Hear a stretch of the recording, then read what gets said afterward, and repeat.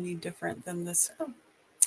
Well, it says we are live. So, hello and welcome to the Liminality interview series where we talk about all things liminal this month as we're leading up to my book launch, Liminal Life, on May 2nd. Tonight, I am so happy to get to talk to my guest, Darlene Turriff, who is an author, an editor, a book coach, and my favorite thing, a soulpreneur. And you're who I learned that word from. So, Darlene, thank you so much for being here to talk to me tonight about a topic that I know we both love. And we've talked about it a lot off camera. A lot. We do. Yeah, the beautiful liminal space. Yeah. I'm excited to be here. You know, I'm hosting this because a lot of people don't know about liminality.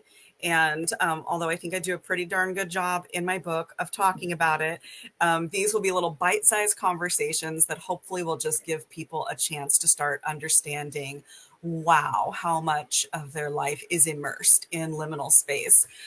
So to jump into our topic tonight, I have to tell you, I have chills sitting here and getting to have this conversation with you, because if I jump back 8 months ago when you and I first met, you had actually never heard the word liminal. Is that right? Absolutely. Yeah. And being married to a complete erudite, it's like, and he never heard the word liminal. So I used it as a weapon in my marriage as well. So I love learning new things. But oh my God, it was so beautiful well, it wasn't that I just learned the word. I learned the word through your passion, I don't know. I don't know how long you riffed on it for the first time, but it's like, oh, she's ready. She's ready to write a book. Like, Yeah. she needs to be talking about this. I was hoping you'd mention that about your husband too, because I love that, you know, when you run into a fellow word nerd, as I like to say, and you can teach them a word, that's like, ooh, that's good. That's good stuff. Rock my Scrabble. Right. Yeah. And as we were preparing for this chat in the last couple of days, you posted something that just gave me chills, and I hope that it's all the things you're going through right now, but I'll hope that you'll share that with everybody else too, and explain all the liminal spaces you find yourself in right now. Yes. I'm going to refer back to soulpreneur. So it's been about 10 years I self-identify as a soulpreneur. And part of that for me is choosing to live in liminal spaces. And so I had to get comfortable with it. So let's talk about this. And it's not a challenge. Let me begin with this. But there are a lot of things going on in my life. Yesterday, I celebrated or remembered the 5-year anniversary of my mom passing. And that, if we go back 5 years, is the marker when a whole bunch of things changed for me that weren't in my plans. So at that time, I had a 17-year-old who was still in high school. I live 10 hours away from where my parents live. And we had a whole master plan as a family that my dad was going to die first. It was like a true. We talked about that forever. So I love my mom. It was 5 years ago yesterday. But there was a lot of things unplanned. It was the beginning of this big liminal space. So we're going to fast forward to since January. In January, we decided to put this house for sale. So my 17-year-old is now 22 and he's moving out. Our dream house, which was a house my grandfather built and my aunt has agreed to sell to us, we're going to be purchasing on October 3rd. But there's a lot of things, and it's back where my dad lives 10 hours away. So we're trying to navigate selling this house and being a full-time caregiver for my dad. Oh my gosh, that right there is just, that's a lot. It's enough. Yeah. With that, I've been trying to incorporate my business. That is way more than you want it to be. That's crazy. I do run a full-time business, which is really fun. I'm starting to lose some of the other things that are Well, I going know that on. your book is in editing right now. Well, my books and editing. Yeah, of course you write a book in the middle of all that. Yes, you do that. And you know what's funny? In the book, I talk about how when people are near that we're in relationship with are in liminal space, we also get thrown into liminal space. And you have a whole team of writers, Yeah. and writing a book is one of the most ultimate liminal spaces I've ever been in. So you're coaching multiple people through their liminal spaces as well. You're just Absolutely. swimming in it. And well, it's holding space for it. So for me, I come at it with some grace. And you talk a lot about self-compassion, but let's go back to what then is that liminal space and what I've learned to love about it, Yeah, right? yeah, I would love to hear that. And it's definitely recognizing that you're in it. I think your book, again, I've had the pleasure of reading Carrie's book more than once, and then Mhm. being able to, as an editor, I absolutely love my power to, hey, I would love to see this in a book. So it's the ultimate reading experience when you can get a book to say exactly what you want it to do. So not as an editor, but as an appreciator of really good books and really thoughtful ideas, things that churn new thinking and change how you're going. I love Um, it. yeah, so liminal spaces, knowing you're in them is huge. And I call it like the judgment bus, but allowing yourself to just be there. The minute you try and control either the way things used to be or what's coming next, you've lost the game. You really lost the game. Yeah, I think you and I both agree that seeing them is so important, Yeah. which is that acknowledgement, knowing that you're there. And then that grace or compassion for yourself, like, okay, so this is where I'm at.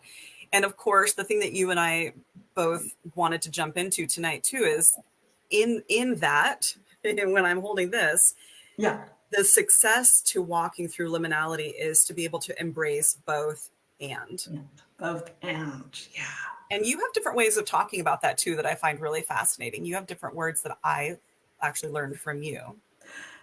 And I do come at things from a theologian. I'm a theologian. I've been a spiritual, which is why I've always I'm attracted to all your language, the mystical and the spiritual that you bring to things. But for me, I've been studying this, and this concept has. I first wanted to write a book on this probably when I was 19, and I have yet to truly write the book that I want to write on it. But it is Mm. in everything I say and do. So for me, it's that energy. I believe in partnership, which is what I love about your book is you get right to the core of the problem. When we think we're fighting something, we've lost the game. And for me, it's a partnership between the ego, where in the world I hang out in, there's a lot of negative talk about the ego. I'm such a beautiful fan of everything ego, but I believe it's in a partnership with the spirit. And why I love the ego and why I love liminal spaces, they're both the same because it is the catalyst to our spirit's growth. Yeah. And unless we can embrace that this is my moment of growth and understand that it's all happening for me, it's like, oh, I see people get so bogged down in why is this happening to me when everything is beautiful and an opportunity for spirit to show you what you're meant for. Yeah, that was the word I was waiting to hear. Yeah, Opportunity. opportunity. It's Yeah. yeah, it's well, that's why I'm really attracted to your book, but it's it's the thing that changed my life is to stop fighting fighting our nature and loving both sides of everything and Yeah. knowing that everything the ego wants for us is about safety and Mm. protection. Mm-hmm. But that also means comfortable. Mm-hmm. And liminal spaces are not comfortable. And Right. every time I'm not comfortable, you get this on my face because I know I'm in growth. I know there's something waiting for me. Yeah. And One of yeah, the things you just said really threw me back to this uh, really fascinating anthropological study that I read by Victor Turner, and he and his wife did a lot of research on liminality like 100 years ago. And you said in your life, when those things happen, something's coming. It's going to be growth for you. It's an opportunity. And they say that in culture, in history, and throughout all time, the best movements forward for society have been liminal spaces. yeah, It's so big, and yeah, it's what propels us into that next level self, into that next phase of life. yeah. Well, Nicole and I talked about that. I think Nicole was your guest in your first one, Yeah. but we've been talking about this between ourselves for a couple of years now. And before we decided to go into business together, and we call this the age of authenticity. And it really, for me, is kind of capping up that the new age thinking, right? This Mm-hmm. it's no longer about our personal relationship with spirit, universe, and energy. We're being called to do something with it.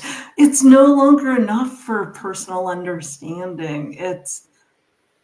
We're called to change the world. And I love this about your book because if we're so focused, the way the world is built now, everything's so busy, everything's happening. We're like, before we even have a chance to finish a last uh, checklist, what we want to get out of life, you know, we've added something new on it.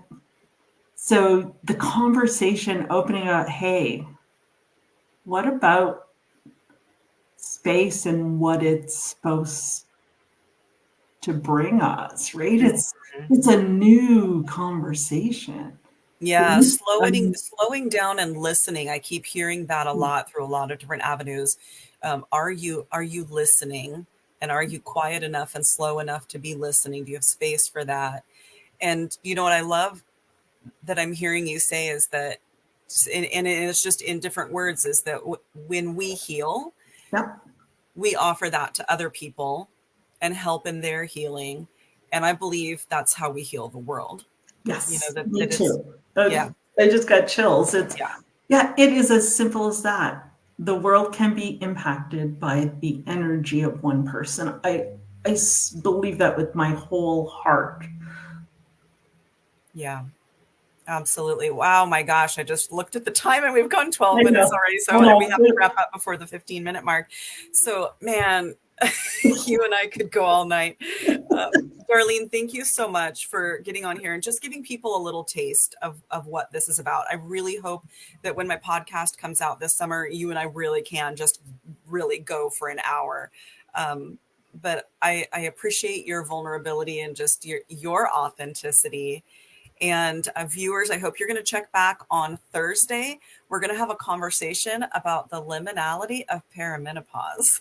That is going to be fantastic. So keep being your authentic selves and have a good night. Darlene, thank you again. Thank you.